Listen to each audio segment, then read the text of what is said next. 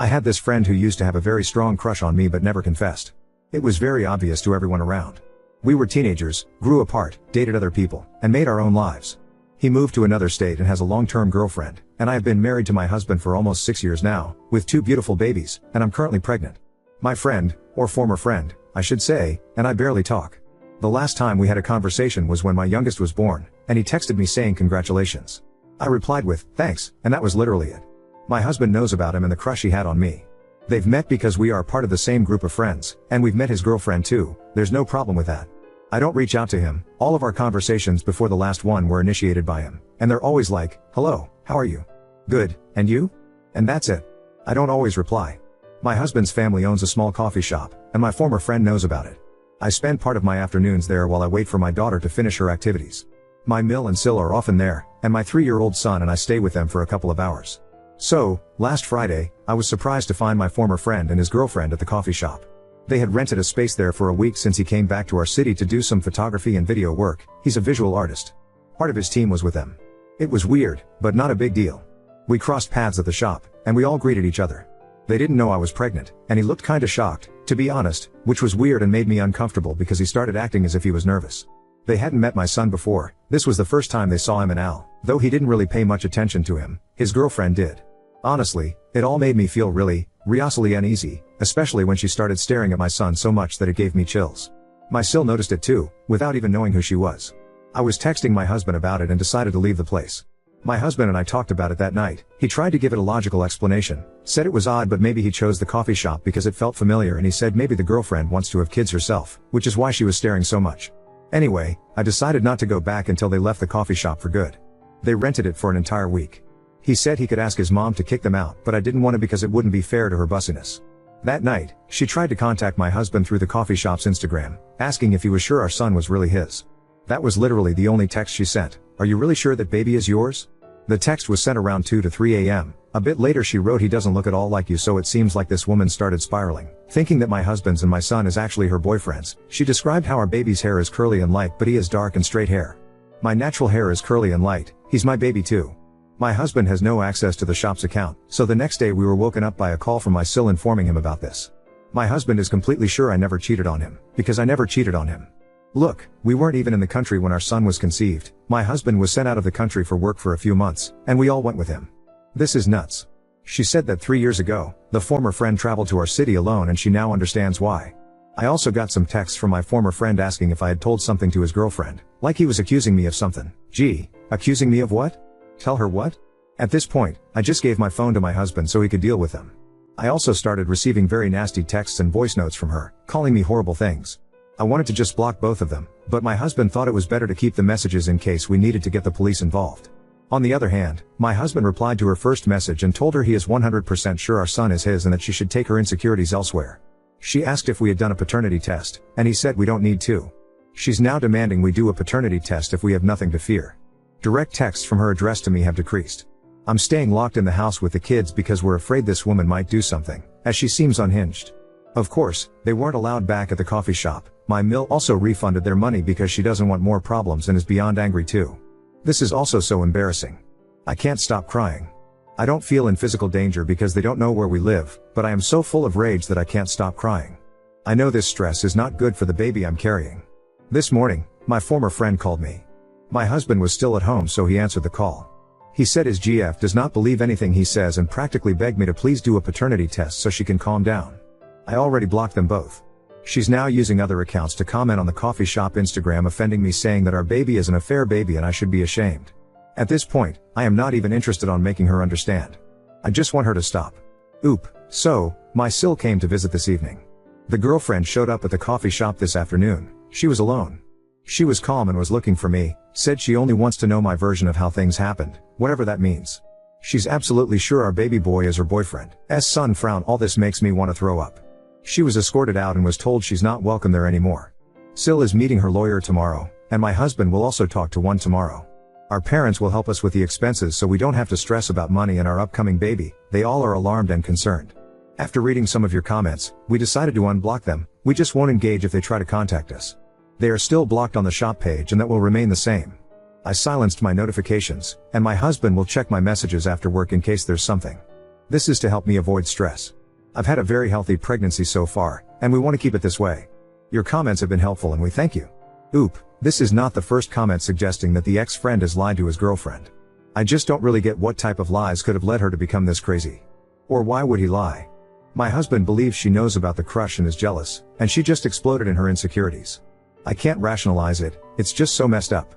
My husband is talking to an attorney tomorrow to see what we can do. They were staying just for 1 week in the city, but that's a lot of time under the circumstances. Update 1. As Sill's lawyer warned us, shit hit the fan pretty quickly. They received 2 cease and desist letters, one under Eel's business and one from us. These were written by Sill's lawyer and delivered the same day, yesterday, as an emergency matter. I knew they were staying with one of our friends. As I mentioned in the comments on my last post, my husband met with a lawyer today. He will take our case and help us out. He also warned my husband that the girlfriend might get even crazier when she finds out we're taking legal action against them, and advised him to be ready for what might be coming. Until this point, my husband was a bit scared she might try to do something to our son, or me, but deep down, he didn't believe she was capable of causing us physical harm. Until now. At first, we talked about me and the kids staying locked at home until they go back to their hometown, but then we decided to keep our routines, with slight changes, mostly because our kids don't deserve to suffer the consequences of this woman's actions. Tuesday was alright and very calm. But today, I was driving out of the garage to take our daughter to her dance lesson when the girlfriend crossed my path. I almost ran over her because I didn't see her. She wasn't screaming, but she was like, stop, stop, stop, stop. I did scream, sorry for my little ones, but I couldn't help but smile. I froze because what the hell was she doing there? How the hell did she find out where we live? Our toddler was like, yeah, whatever, but our daughter was terrified. The GF moved to my side of the car, and I think she wanted to talk, but I really didn't pay attention and couldn't hear her because Moana was playing in the radio, my daughter was crying, my son was starting to freak out, and I just kept driving in reverse to get the hell out of there.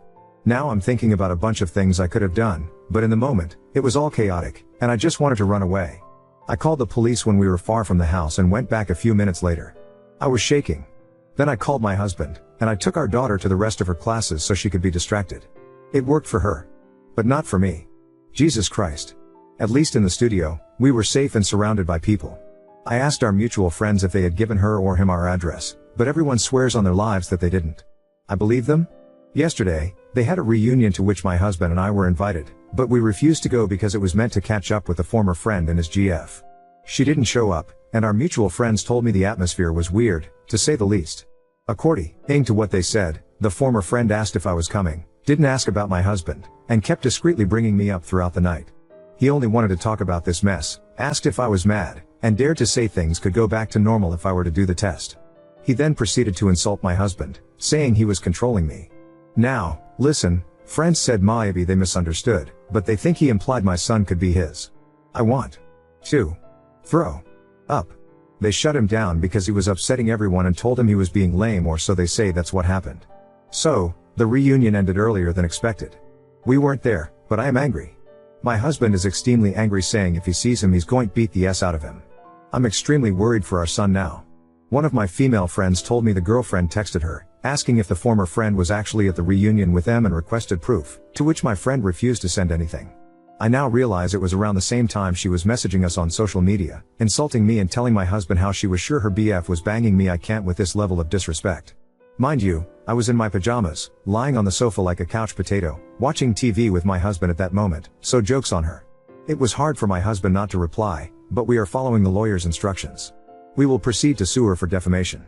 It is very easy to prove our son was conceived when we were out of the country, but if needed, we'll do the paternity test, only if requested by the court or if it helps to fix this sooner. We tried for a PO on Tuesday. We will try again to get one tomorrow, and after the girlfriend showed up at our house and we filed the police report, our lawyer says we will get it for sure as an emergency resource. Legally, she can't visit the coffee shop either. We're staying at my Sill's place tonight. None of my friends know we're here, and I don't even know where she lives. The kids are alright, they know something is going on, but they seem to be at peace. Our daughter was back to normal after her dance lessons. She is excited because she gets to have a sleepover with her cousin. Our son was mad because he misses his bed. Yeah, buddy, I'm not buying it. It's the same bed where it's so hard to put him down, lol. He gets to sleep with mom and dad tonight, though I don't think I'll be able to sleep. My husband is out installing a Ring camera at our house, just in case he, or both show up. His dad is helping him, so he's not alone, but I will feel more in peace when he comes back to us. We decided I'm staying here with our son tomorrow. I work from home, so it's not a problem for me. My husband will take and pick up our daughter from school. I'm not scared anymore, but I really am. I'm mostly very angry at both of them, but I am remaining calm for my baby. I'm just focusing on the fact that we are safe at the moment, and that's working to ease my mind. Once my husband gets back to us, I'll be totally at peace. Right now, all I want to do is cry and be with my husband and our kids. Sil, Mill, and my mom keep telling me it's like a stress release, and hormones are making it way worse for me. It's Wednesday. They're supposed to leave on Friday or Saturday, but during this weekend, or that's what we assume. Not having them physically near us will be a great relief. I just want this to end. Oop, yes, that's what the two lawyers told my husband Frown, and that's why we're staying at Sil's house and I'm not going out with our son. For now, our daughter is leaving the house only to go to school, and my husband fixed his schedule so he can be the one taking her and picking her up. School is safe, and the principal and teachers know there's a situation, but if we sense anything, she stays locked at Sil's house with me. I'm not staying alone with our kids either. Sil or Mill will be with me until my husband Om's back from work, and he will try to leave earlier. Yes, it sucks, but I prefer this if it means we're safe, and I'm thankful Sil is giving us a place to stay. Oop, thanks for the advice. Right now nothing is too much under the circumstances. I am sure they would never let her go with someone who is not listed in her file. At the beginning of each school year, we have to provide the information and a picture of whoever can pick her up. It's us and her grandparents. It's not usual, but sometimes one of her grandmas will pick her up. There was one time when Mill was supposed to pick her up, but couldn't at the moment, so Phil did it instead. No big deal. I got a call from the office because, even though he was in the system and his ID matched their files, it was odd for them since they had never seen him in person before. They called me to confirm that Phil was supposed to pick her up. He told us that when she was called, they casually asked her who he was, like to corroborate. Phil said he was never going to pick her up again after that experience. I really trust they would never ever let her go with a stranger. I informed them that someone is stalking and harassing us, and that said person is possibly after our son. They took out grandparents from the file, so now it's only my husband or me. Their playground is in the middle of the school, and there's no view from the street or to the street, which gives us some relief. Oop, they have the names and photos, and for the moment they actually decided to remove her grandparents from the list of authorized people who can pick her up, to make it short, I guess.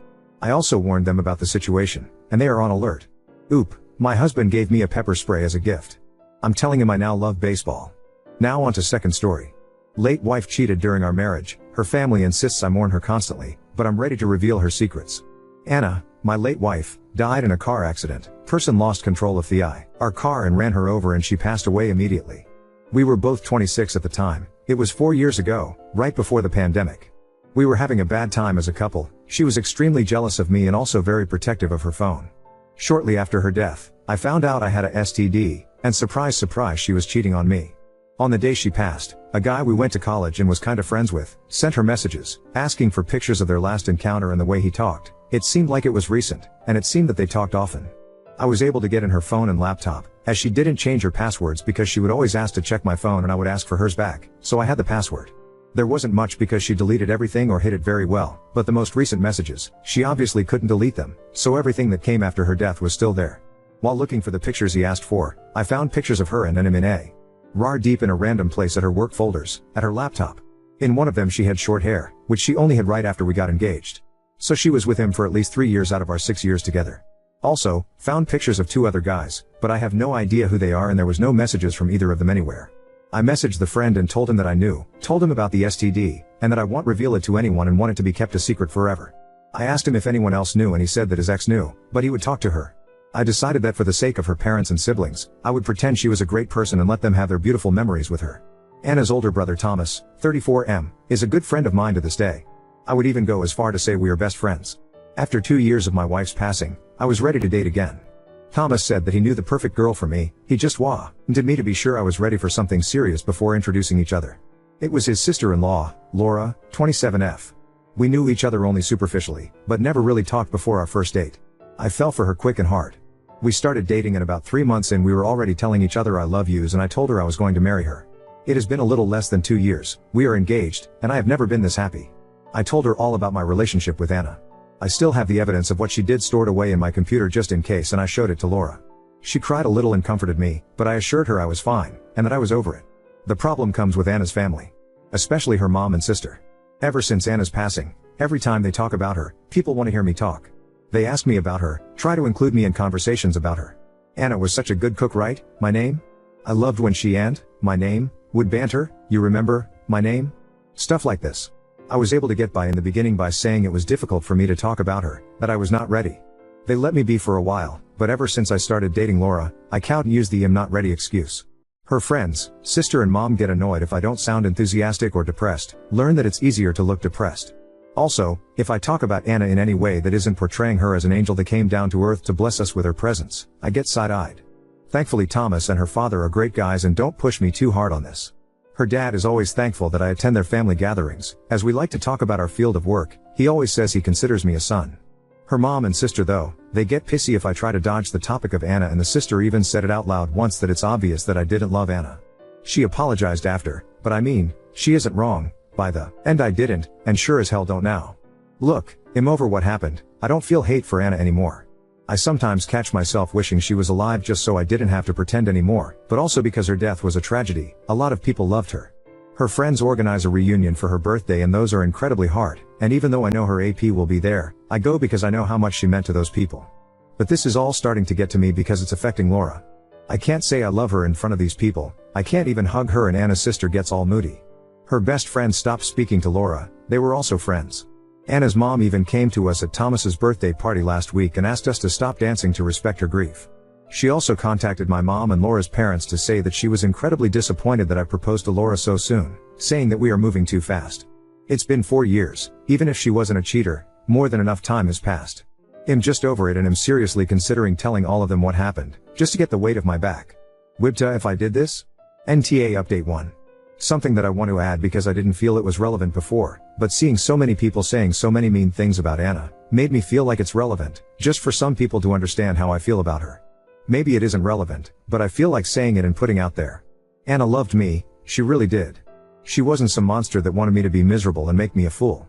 I saw the way she talked about me to other people. She loved me. She was worried I would divorce her and was talking to people about how to turn around our marriage, how to put it back on track. The issue was that she had a kink, and I absolutely had no desire to partake in it. She asked a couple times, once early in the relationship, and another time after we got married, and I refused unequivocally both times and was particularly judgmental about it. All the pictures I found were of her in those kink scenarios. So yeah, she was sexually frustrated and used those men to satisfy her kink. But she loved me. She was just very selfish, dumb and reckless. I really believe this. And I say all of this because she was a really terrible wife. She cheated on me for years because of a fucking kink. But she was not a terrible person, she was only a terrible partner. There is a reason so many people loved her so much. I went with my gut feeling of talking to Thomas. Seems like a lot of people came to the same conclusion, that this was the best way to deal with this. Me and Laura went to his house and we talked to him and his wife, Laura's sister. I told them that I was only bringing this up now because mine and Laura's lives are being affected by the way people perceive me as Anna's husband.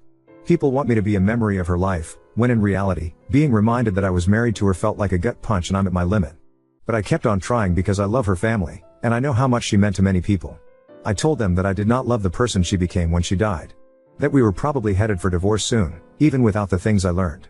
The only reason I didn't share it with anyone was because I didn't see a point to tarnish her memory and change people's perception of her when it wouldn't matter to anyone, and it would only bring pain for those that loved her. Now though, this decision is biting me in the ass because I also have to act like she was perfect. The reason I told them this way was so they could opt into knowing more if they wanted, but if they would rather stay ignorant to the situation, they could. Thomas wanted to know everything, so I told them. He asked to see the proof and I told him that the pictures were sexual and graphic. It was not a good idea for him to see it. He asked his wife to see them. I showed it to her and she confirmed to him that it was real, and they were really bad. She actually flinched looking at them. He asked if it was only one time.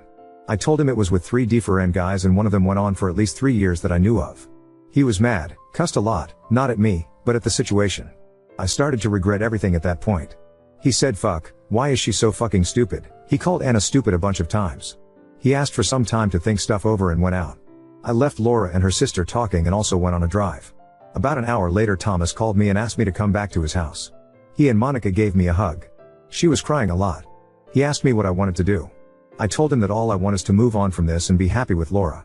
He told me that he would handle his mom and sister, that I didn't need to worry about them anymore, but I should just distance myself from his family and Anna's friends for a while. He said I'm his brother, and that will never change. We all hugged it out and that was it. My ex Sil has since reached out and told me that she knew Anna was cheating on me but thought we were working through it. Anna told her about a year before she died and said that she would come clean and try to work on the marriage. Now Thomas told her what happened and she has apologized a lot. Said that she has been basically ignoring her flaws ever since she died, but it has turned unhealthy for both her and her mom. She said she will help me with anything I need regarding this topic. Phil and Mill don't know anything and we will keep it that way. I will try to make time to hang out with my Phil from time to time, and considering him and my new Phil are good friends, me and Thomas have been talking about taking them fishing, golfing, maybe just going to a bar, stuff like that, at least once a month. And as for my ex Mill, I just keep my interactions to a minimum. So yeah, I think it worked out well. Another thing is that Laura wants us to speed up our wedding planning, so hopefully we will get married in March or April. Before we were talking about having a long engagement, but there is no point in waiting, we both know what we want.